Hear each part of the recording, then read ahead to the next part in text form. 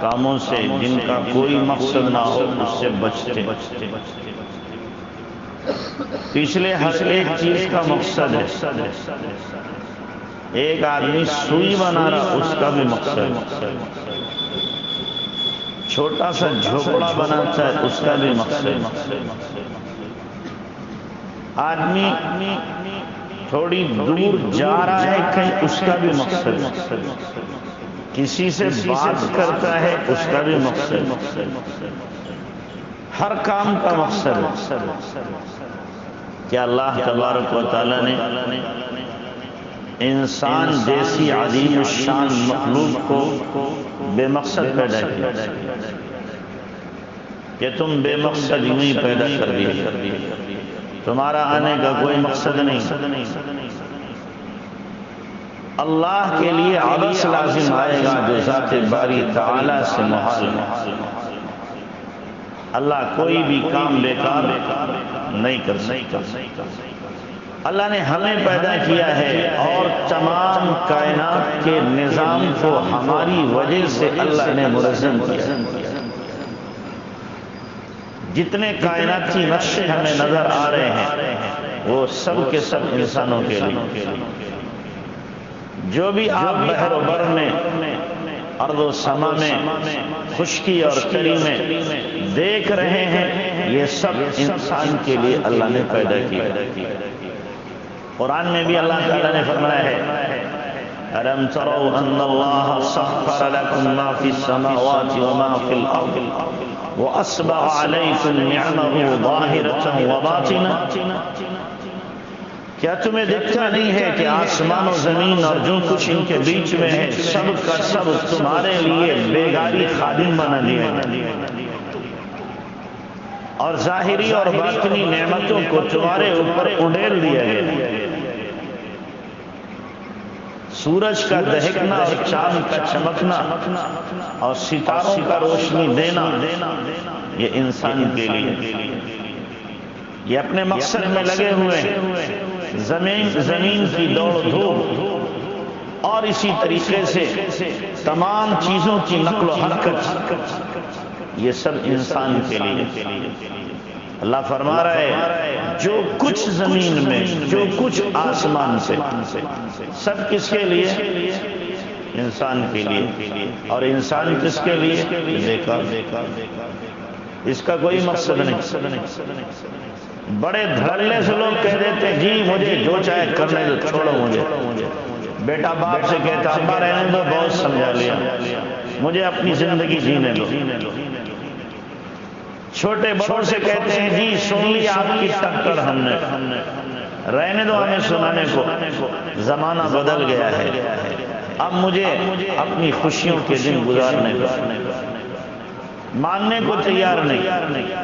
تو کیا اللہ تبارک و تعالیٰ نے ہمیں یوں ہی پیدا کیا؟ اللہ اسی کو فرما رہا ہے افحسبتم انما خلقناکم عبثا، او میرے بندو کیا تمہارا یہ خیال ہے میں نے تمہیں یوں بیکار پیدا کیا؟ اگر یہ آیت ہم سمجھتے ہوتے تو یہ ایک ہتھوڑا ہے ہمارے اوپر جو اللہ مار رہا ہے۔ افحسبتم انما خلقناکم عبثا، کیا تم خیال کر رہے ہو کہ میں نے یوں ہی تمہیں بیکار پیدا کیا وانکم الینا لا ترجعون، اور تمہیں ہماری طرف لوٹ کر نہیں آنا؟ پیدا کر کے چھوڑ دیا ہے، اس کے بعد کوئی حساب کتاب نہیں، کوئی پوچھ گچھ نہیں اور کوئی سوال و جواب نہیں ہوگا۔ پیدا کیا چھوڑ دیا، جسے مرغی بچے پیدا کرے چھوڑ دے، کتیا بچے پیدا کرے چھوڑ دے، کہ کہاں جا رہے کہ کیا کر رہے کوئی پتہ نہیں ہے، جانور بچے پیدا کرے چھوڑ دے۔ اللہ نے بھی ہم نے ایسے ہی کیا، نعوذ باللہ، یہ پیدا کر کے چھوڑ دیا ہمیں کہ نہیں، اللہ فرما رہا میں نے بیکار نہیں پیدا کیا، میرا کام بیکار نہیں، یاد رکھنا میرے پاس تمہیں لوٹ کے آنا ہے، میرے پاس لوٹ کے آنا ہے۔ بھیجنے والے نے بھیجا ہے، بلانے والا بلائے گا، پھر تمہاری کارگزاری لی جائے گی، کیا کیا ہے تم نے۔ کیسی زندگی گزار کے آئے ہو، اور کارگزاری اتنی باریک بینی سے ہوگی. فَمَن يَعْمَلْ مِثْقَالَ ذَرَّةٍ خَيْرًا يَرَهُ وَمَن يَعْمَلْ مِثْقَالَ ذَرَّةٍ شَرًّا يَرَهُ. ایک ذرہ برابر بھلا کیا ہے وہ بھی دیکھے گا، ایک ذرہ برابر برا کیا ہے وہ بھی دیکھے گا. اتنی باریک بینی سے حساب ہوگا.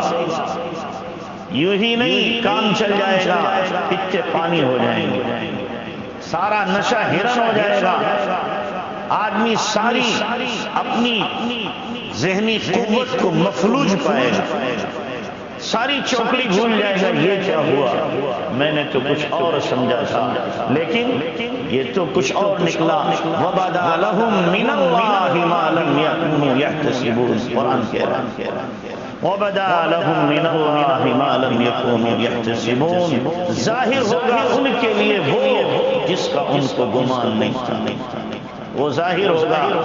ہم کچھ سمجھ رہے ہیں، ہونے والا کچھ اور ہے. ہم کچھ اور پلان بنا رہے ہیں، ہونے والا کچھ اور ہے. اس لیے ہم یہ نہ سمجھیں کہ اللہ غافل ہے. جیسے چاہو موج اڑاؤ، مستی کرو، عیاشیاں کرو، مستیاں کرو، حرام و حلال کی تمیز اٹھا کے رکھ دو. اللہ دیکھ نہیں رہا، اللہ کو پتہ نہیں ہے. چھپ کے میں نے کر لیا ہے، لوگوں کی نگاہوں سے بچ کے میں نے کر لیا ہے.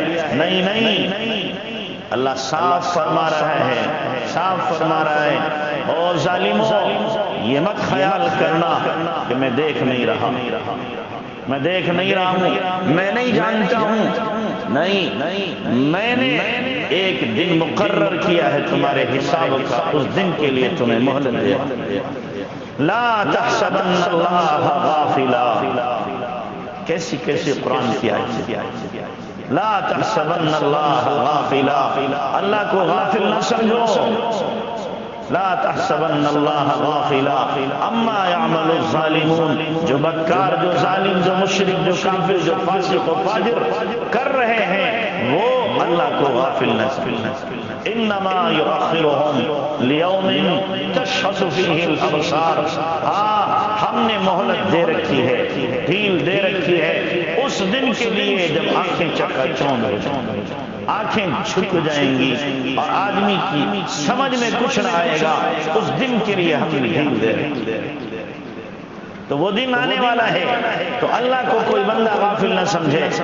آدمی کیا سمجھتا ہے، میں کر رہا ہوں میں جانوں، میں کر رہا ہوں میں جانوں. ارے بھائیو، جب جانو گے تو پتہ چلے گا ہوش ختم ہو جائے گا. ہوش ختم ہوں گے، عقل ٹھکانے آ جائے گی. اس وقت افسوس کرو گے، لیکن افسوس کرنا اس وقت کا کام نہیں آئے. پھر آدمی اپنا ہاتھ چبائے گا لیکن ہاتھ کے چبانا کام نہیں آئے گا. ابھی مہلت ہے، ابھی موقع ہے، ابھی فرصت ہے. اللہ تعالیٰ نے ہمیں فرصت دے رکھی ہے. بنا لو اپنی زندگی کو، باز آ جاؤ غفلتوں سے، ورنہ وہ دن آنے والا ہے کہ ہر ایک دوسرے سے چاہے نفور ہوگا، بھاگ رہا ہوگا، بچ رہا ہوگا. ہر ایک دوسرے سے کنی کاٹ رہا ہوگا.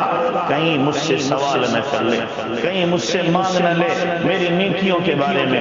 وہ دن آنے والا ہے. اس لیے میرے بھائیوں، اللہ نے صاف فرما دیا میں نے تمہیں بیکار نہیں پیدا کیا. اے اللہ پھر کیوں پیدا کیا؟ ما خلقت الجن والانس الا لیعبدون. اس لیے پیدا کیا، بیکار نہیں پیدا کیا. آدمی گناہ کرتا ہے، سوچتا ہے جی جو چاہو کرو. مال دیا اللہ نے، اب عیاشیوں میں لگتا ہے، بدکاریوں میں لگتا ہے. فقیر بن گیا تو ناشکری پہ لگتا ہے. فقیر بن گیا تو فوراً اللہ کے گلے شکوے شروع کر دیتا ہے. صحت مند ہے تو بدماشی کرتا ہے. بیمار ہو جائے تو اللہ کو اپنے گلے سنانا شروع کر دیتا ہے. لوگوں سے شکایتیں شروع کر دیتا ہے. مجھے اللہ نے دیا ہی کیا ہے، ایک صحت دی تھی وہ بھی لے لی، صحت دی وہ بھی لے لی ہے، اب گلے شکوے ہیں. تو اللہ تبارک و تعالی ہر بندے کو یاد رکھنا، ہر بندے کو الگ الگ طریقے سے آزماتا ہے. کسی کو حسن دیا اس میں آزمایا، کسی کو طاقت دی اس میں آزمایا، کسی کو مال دیا اس میں آزمایا، کسی کو سیاست دی اس میں آزمایا، کسی کو بیمار کیا اس میں آزمایا، کسی کو فقیر کیا تو اس میں آزمایا، کسی کو اولاد دی تو اس میں آزمایا، اور کسی کو لاولد کیا اس میں آزمایا۔ اللہ کی آزمائش کے طریقے الگ الگ، مختلف طریقوں سے اللہ آزماتا ہے۔ مالدار یہ نہ سوچے میرا مال ہمیشہ میرے ساتھ رہے گا، لہذا اس مال سے جو چاہو عیاشیاں کرو، من مرضی کی زندگی گزارو، من مرضی کا خرچ کرو، فضول خرچیاں کرو، اڑا دو اس مال کو۔ یاد رکھنا مال دیا ہے تو اس مال کا بھی حساب ہونا۔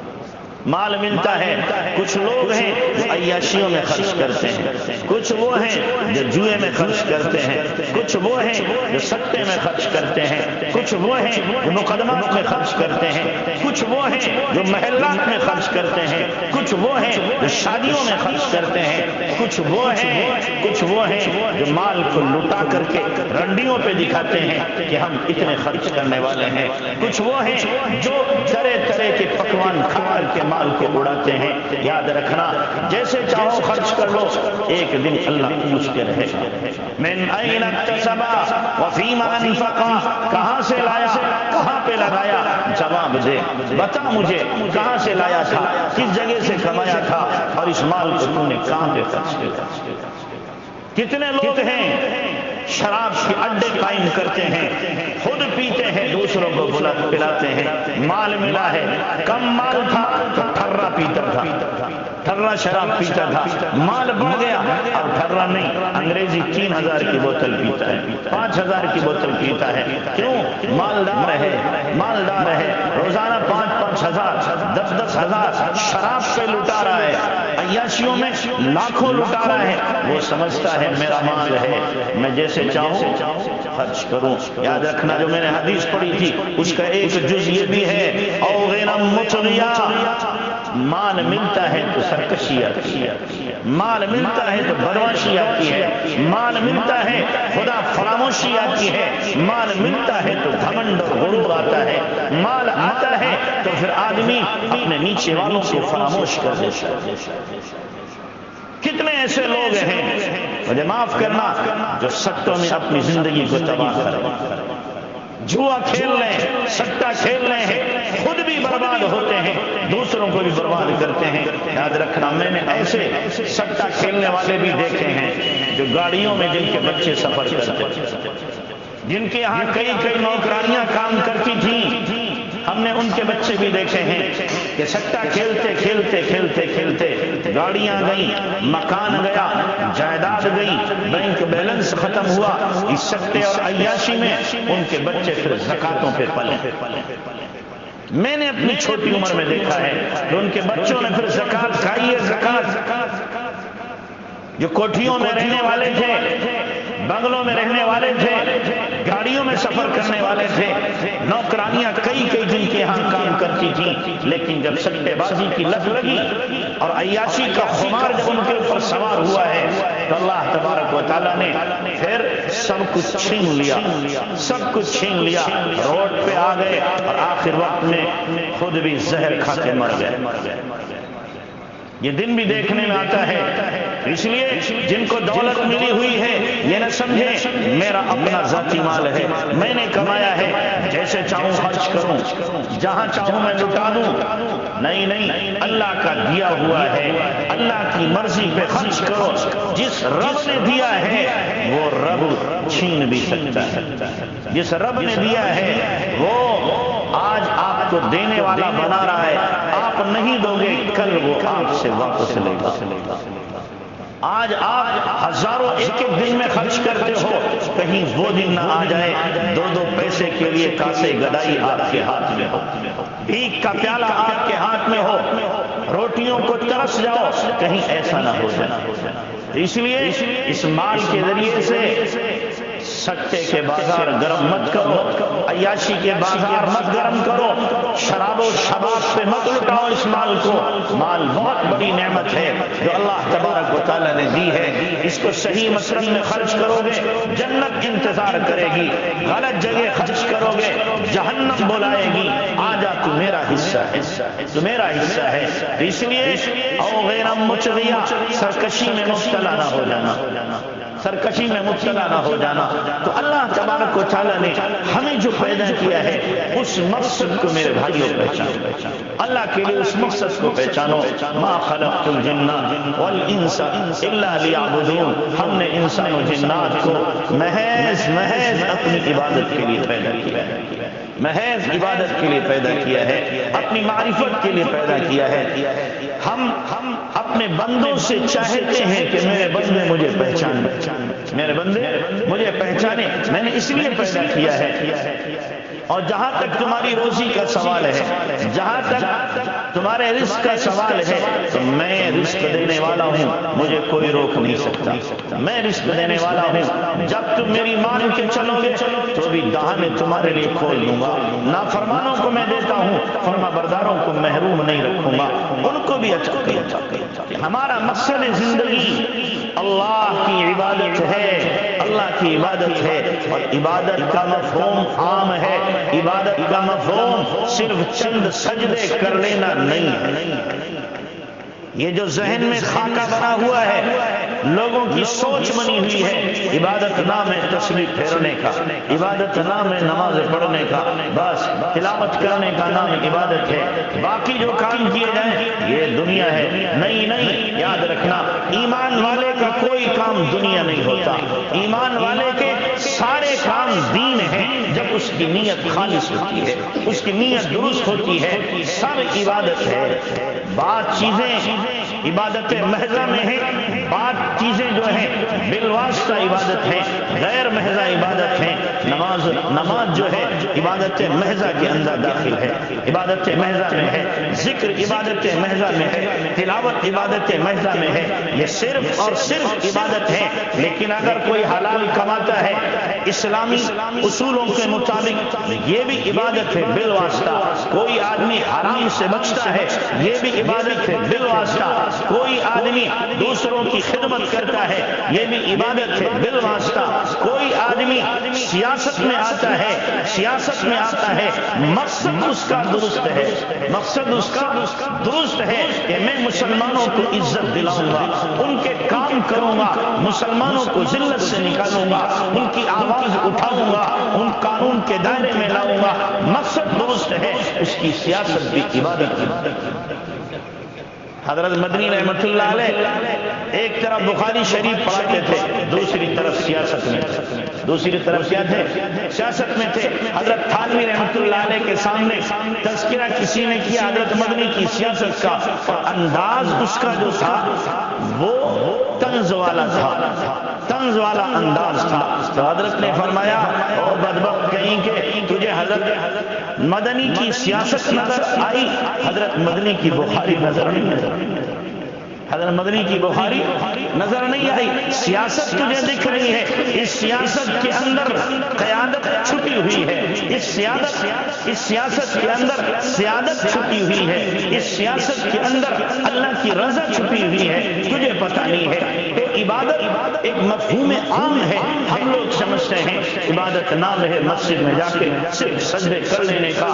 عبادت بہت بڑا مفہوم ہے، بہت وسیع مفہوم ہے، اس کے اندر ساری چیزیں داخل ہیں، اخلاق بھی، معاشرت بھی، معاملات بھی، ساری کی ساری چیزیں، عبادات بھی، سب اس کے اندر داخل ہیں۔ تو اس لیے اللہ نے جو فرمایا ہے میں نے تمہیں اپنی عبادت کے لیے پیدا کیا ہے، مقصود یہ نہیں ہے مسجد میں تسبیح لے کے بیٹھے جاؤ، یہ مقصود نہیں ہے، یہ تو رہبانیت ہے، اور نبی علیہ السلام نے صاف فرمایا لا رہبانیت فی الاسلام، اسلام میں رہبانیت نہیں کہ بیوی بچوں کو چھوڑ دو، کاروبار کو چھوڑ دو اور ایک جگہ کٹیا میں بیٹھ جاؤ، مسجد میں آ کے پڑھ جاؤ، اعتکاف کر لو، مسجد سے نہ نکلو، کہ نہیں، اسلام یہ تعلیم نہیں سکھاتا۔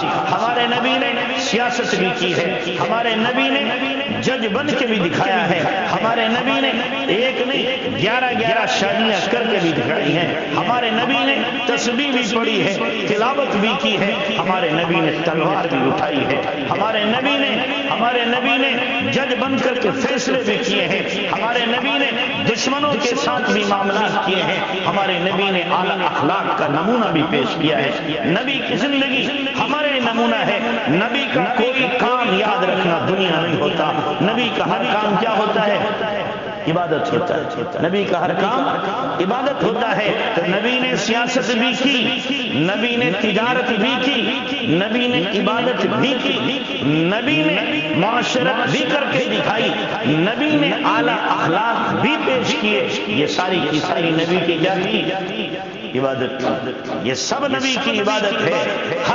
ہمیں بھی نبی علیہ السلام کے اسوے کو سامنے رکھنا ہے، آپ کی طرز زندگی کو، آپ کی حیات طیبہ کے درخشاں اصولوں کو سامنے رکھ کر کے زندگی گزارنی۔ ہمیں عبادت کے مفہوم کو خاص نہیں کرنا ہے، ہمیں عبادت کے مفہوم کو عام کرنا ہے۔ یہ سب عبادت ہے اگر اس کے اندر خلوص ہے، اور خلوص اگر نہیں ہے تو یہ سجدے بھی منہ پہ مار دیے جاتے ہیں، یہ سجدے بھی منہ پہ مار دیے جاتے ہیں۔ چوں زمین بسجدہ کردم ز زمین دا برایت کہ تمرا خراب کر دی بسجدہ ریا۔ کہ جب میں نے زمین پر سجدہ کیا تو زمین سے آواز آئی اور یا کار تو نے ریا کے سجدے سے مجھے بھی تباہ کر دیا۔ جو میں سر میں سجود ہوا تو آنے لگی زمین سے یہ صدا، تیرا دل تو ہے صنم آشنا تجھے کیا ملے گا، تیرا دل تو ہے صنم آشنا تجھے کیا ملے گا نماز میں۔ کہ یہاں جسم موجود ہے، دل دکان پہ موجود ہے، جسم یہاں موجود ہے، دل آفس میں موجود ہے، جسم یہاں موجود ہے، دل بیوی بچوں میں لگا ہوا ہے۔ یہ کون سی عبادت کر رہا ہے؟ عبادت بھی منہ پہ مانی جاتی ہے جب عبادت میں خلوص نہیں ہوتا ہے، تجارت بھی جنت میں لے جاتی ہے جب اس کے اندر خلوص ہوتا ہے۔ ایک اللہ والے نے دیکھا حرم پاک میں ملتزم سے چمٹ کر ایک بندہ دعا کر رہا ہے، بلک بلک کر آنسو اس کے نکل رہے ہیں، بلک بلک کے آنسو نکل رہے ہیں، رو رہا ہے۔ وہ اللہ والے سمجھے یہ شاید بڑا نیک و فارسہ بزرگ ہے، انہوں نے اس کے دل کی طرف جھانکا، اس کے دل کی طرف جھانکا، اور دل کی جب خبر ملی تو پتہ چلا یہ دل میں یہ تمنا اپنے اندر لیے ہوئے ہے، کاش کہ میرے ساتھی رفیق سفر مجھے دیکھتے میں کیسے رو رہا ہوں۔ دل میں کیا ہے؟ کاش کہ میرے ساتھی مجھے دیکھتے میں کیسے رو رہا ہوں تاکہ میری بزرگی کو قائل ہو جاتے۔ بولو، ملتزم پر ہے، رو رہا ہے، لیکن یہ رونا اس کے منہ پہ مارا جائے۔ کیوں؟ اس لیے کہ رو رہا ہے اپنی بزرگی جتانے کے لیے۔ وہی بزرگ کہتے ہیں پھر میں مینا گیا، مینا میں دیکھا بہت سے لوگ کاروبار کر رہے ہیں، تجارت کر رہے ہیں۔ ایک تاجر کو میں نے دیکھا بہت مصروف ہے، بڑا مجمع اس کے سامنے کھڑا ہوا ہے، وہ سامان لے رہا دے رہا۔ میں نے کہا بھائی یہ تو بڑا مصروف ہے۔ اس کے دل کی طرف جب میں نے رخ کیا، دل کو دیکھا میں نے تو پتا چلا ایک لمحے کے لیے بھی اس کا دل اللہ سے غافل ہے، ایک لمحے کے لیے بھی اللہ سے غافل نہیں ہے۔ بولو یہ تاجر بہتر ہے یا وہ عابد بہتر ہے؟ یہ تاجر بہتر ہے۔ کیوں؟ اس کا دل تجارت کے وقت بھی اللہ سے غافل نہیں، اس کا دل عبادت کے وقت بھی اللہ سے غافل ہے۔ تو اس لیے ہمارے نبی نے کیا فرمایا ہے کہ عبادت صرف مسجد میں آ کے سجدہ کرنے کا نام نہیں ہے، تجارت بھی عبادت ہے، معاشرت بھی عبادت ہے، اخلاق بھی عبادت ہے، یہ ساری چیزیں عبادت کے اندر داخل ہیں۔ بعض چیزیں بذاتی ہی عبادت ہیں، بعض چیزیں بالواسطہ عبادت ہیں، ہمیں دونوں چیزوں کو اختیار کرنا ہے۔ ایک تاجر سنت کے مطابق اسلامی ضوابط کو سامنے رکھ کر کے اگر تجارت کرتا ہے، اللہ کے نبی نے کیا فرمایا؟ جو آدمی دین کے اعتبار سے تجارت کر رہا ہے، فرمایا فَهُوَ فِي سَبِيلِ اللَّهِ، وہ اللہ کے راستے میں کہاں ہے؟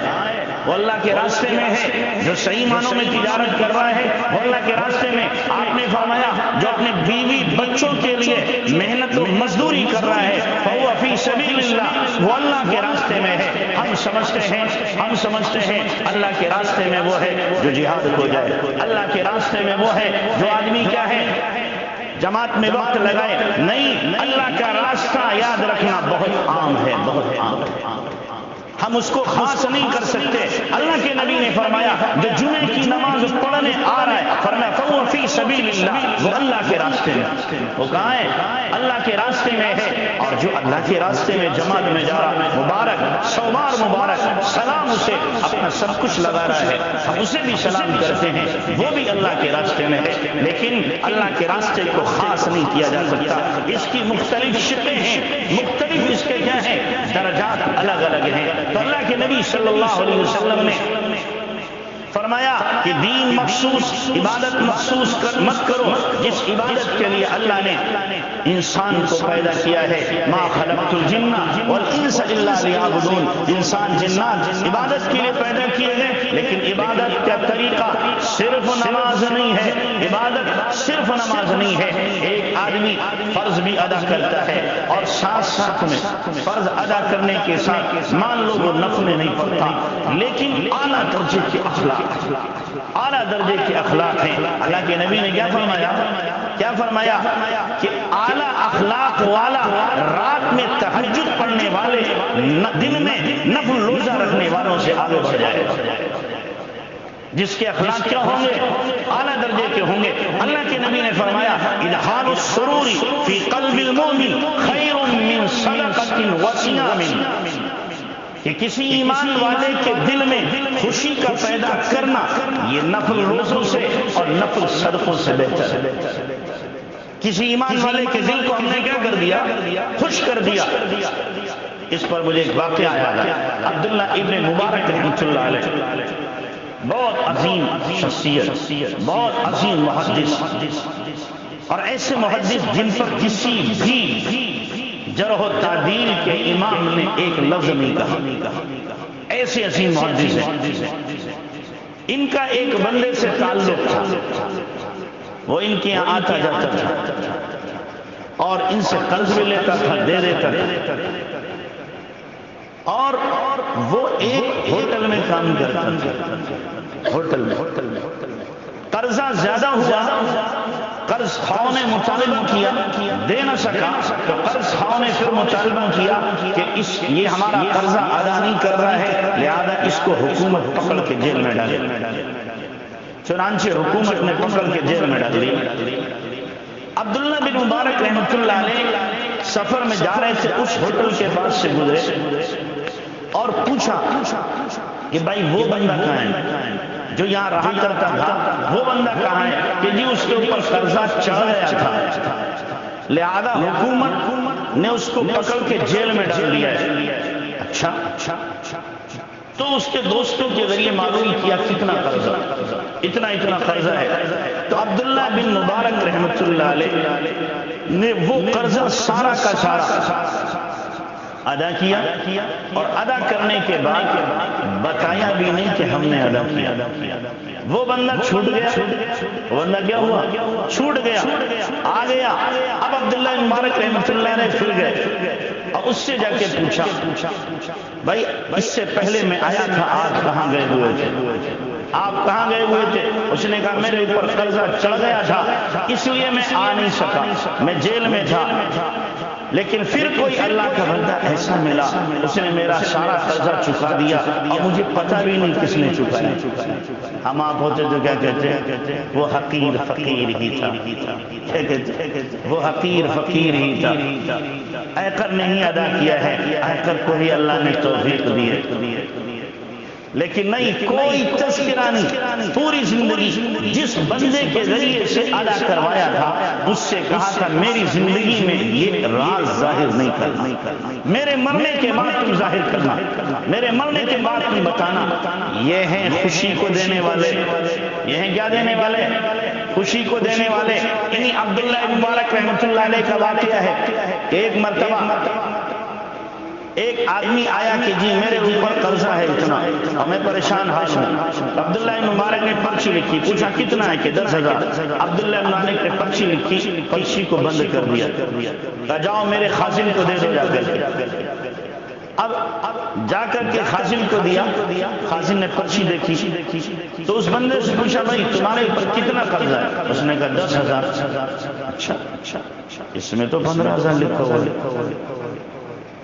اب جا کر اس سے پوچھا عبداللہ مبارک سے کہ جی آپ نے 15,000 لکھا، یہ بندہ کہہ رہا میرے اوپر 10,000 قرضہ ہے. عبداللہ مبارک نے فرمایا لاؤ پرچی، جاؤ تم اپنے کام پہ بیٹھو. اسے بٹھا دیا. پھر اس بندے سے دوسری پرچی لکھی اور ساتھ میں لکھ دیا جو لکھا ہے اتنا دے دیا جائے. اب یہ پرچی لے کے گیا تو لکھا ہوا تھا 20,000 دیے. کتنے 20,000 دیے جائیں. چنانچہ خزانچی کے لیے لکھ دیا تھا کہ جو لکھا ہے وہ دیا جائے. 20,000 نکال کے دے دیے، 20,000 نکال کے دے دیے. دے تو دیے. بعد میں خزانچی نے پوچھا حضرت کیا بات ہے؟ 10 قرضہ تھا 15 لکھا، 15 جب منع ہوا تو 20 لکھ دیا، یہ کیا بات ہے؟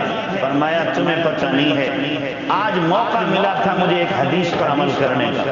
کون سی حدیث؟ کہ اللہ کے نبی نے فرمایا ہے ایمان والے کے دل میں خوشی کا پیدا کرنا نفل روزوں سے اور نفل صدقے سے بہتر ہے. میں نے یہ آدمی توقع لے کے کیا گیا تھا 10,000 قرضے کے ملیں گے، 15 اس کو ملتے پیچھے بے پناہ خوشی ہوتی. ماشاءاللہ 10 کے 15 مل گئے. لیکن جب تم نے اسے 15 بتا دیے اب اس کو خوشی نہیں ہوگی، اس لیے کہ اسے تو پتا تھا 15 ملنا ہے. لہذا میں نے اب 5 اور بڑھا دیے تاکہ 15 کے بجائے جب 20 ملیں گے تو اس کو اور زیادہ خوشی ہوگی. کیا ہوگی؟ اور زیادہ خوشی ہوگی. کیسے عمل کرنے والے اور کیسے لوگوں کے دلوں کو جیتنے والے. اور ہماری تمنا کیا ہوتی ہے؟ معاف کریں کہ دوسرے کا قرضہ ہے بھول جائے تو اچھا ہے، بھول جائے تو اچھا ہے، اور اگر لے بھی تو کچھ معاف کر دے تو اور اچھا ہے، معاف کر دے تو اور اچھا ہے. یہ ہماری تمنا ہوتی ہے. حالانکہ اس کا الٹا ہونا تھا. اللہ کے نبی صلی اللہ علیہ وسلم نے فرمایا حسن القضاء، اچھے ادا کرنے والے بنو. مان لو میرے اوپر 1,00,000 روپیہ قرضہ ہے، مجھے 1,00,000 روپیہ دینا ہے، میں نے دے دیا 1,00,000 روپیہ. اس کے بعد 1,00,000 روپیہ دینے کے بعد میں اس وقت میں یا 2-4 دن کے بعد میں نے 2-4 ہزار اور دیا کہ آپ کا احسان ہے. وہ قرضے میں نہیں دے رہا، میں خوش ہو کر کے دے رہا ہوں. قرضے کے ساتھ دے گا تو سود ہو جائے، ساتھ میں دے گا کیا ہوگا؟ سود ہوگا. لیکن بعد میں دے رہا ہے، قرضہ پورا ادا کیا بعد میں دے رہا ہے تو فرمایا یہ حسن القضاء ہے، اچھا ادا کرنے والا ہے. تو میرے بھائیوں، اللہ کے نبی جناب رسول اللہ صلی اللہ علیہ وسلم نے عبادت کے مفہوم کو خاص نہیں رکھا. ہم بھی اس مفہوم کو خاص نہ رکھیں کہ صرف نماز روزے کا نام نہیں. لیکن کوئی ایسا نہ سمجھے کہ نماز کی کوئی اہمیت نہیں رہی. مولوی صاحب نے کہہ دیا لہذا اخلاق اچھے کر لو، خالی بس ہو جائے گا کام، معاشرت اچھی کر لو ہو جائے گا کام. نہیں، نماز کی اہمیت اپنی جگہ مسلم ہے، اس پر تو کوئی نکتہ نہیں لگا سکتا. نماز چھوڑ کے اخلاق اپنائے گا تو طبیعت سے ٹھکائی ہوگی. کوئی آدمی نماز چھوڑ دے اور پھر سمجھے کہ میں حسن معاشرت کروں، یاد رکھنا نماز چھوڑنے کی وجہ سے اللہ کی پکڑ سے بچ نہیں سکتا. نماز پڑھے حسن معاشرت نہ ہو تو بھی پکڑا جائے گا. حسن معاشرت ہو، اخلاق ہو، نماز نہ ہو، فرض چھوڑا ہے تو بھی نہیں بچ سکتا ہے. اسلام نام ہے ان تمام چیزوں کے مجموعے، ان تمام چیزوں کے مجموعے کا نام ہے کہ ہمیں یہ بھی اپنانا ہے. عبادت بھی، معاملات بھی، معاشرت بھی، اخلاق بھی، ساری کی ساری چیزوں کو لے کر کے ہمیں کیا کرنا ہے؟ چلنا ہے. ما خلقت الجن والانس الا لیعبدون. انسان و جنات کو میں نے پیدا کیا عبادت کے لیے، الا لیعرفون، تاکہ مجھے میرے بندے پہچانے، مجھے میرے بندے